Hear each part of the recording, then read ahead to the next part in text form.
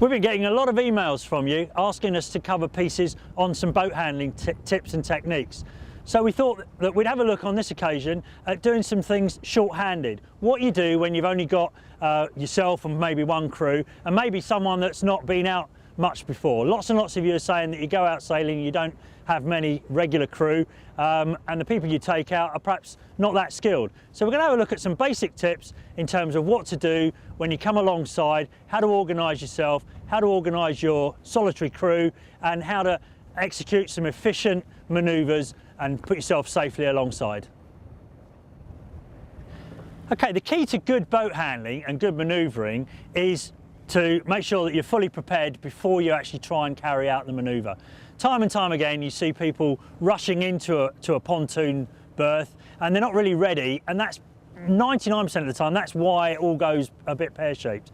So the preparation and briefing of your crew are really important. So the first thing we would do is go and have a look at the berth to decide which side we were going to come alongside to, and what we'd do is put the fenders on.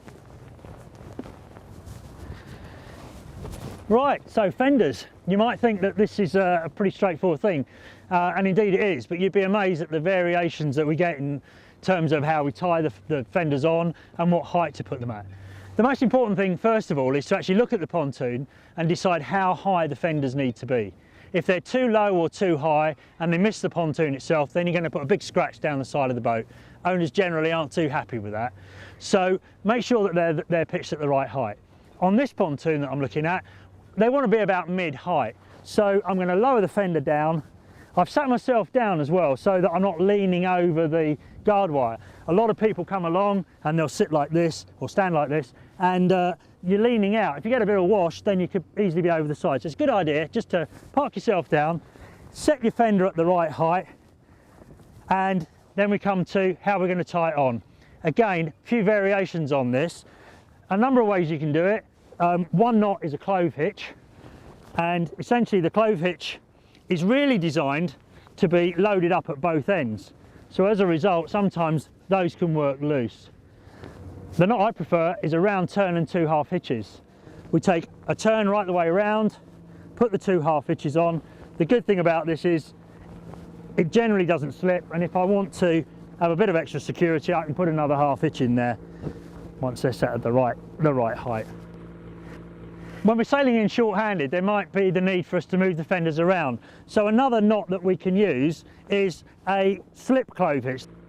The way in which that works is to tie the normal clove hitch, but instead of carrying on and taking what we call the running end, this end of the rope through there, we basically put a bight of rope through, or a loop if you like, and that will enable us then ultimately, when we want to adjust it quickly, to pull on that end and then just roll the fender down or up accordingly, so that we can fit that in. One other knot that's really useful for tying fenders on is what we call a split clove hitch. And the idea of a split clove hitch is that it goes around a stanchion, and the big advantage of that is that it actually stops the fender from rolling along the guard wire.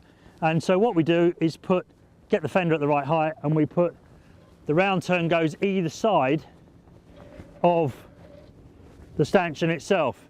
Now a clove hitch is really just 2 half hitches, so what you end up with is a half hitch on either side of the stanchion.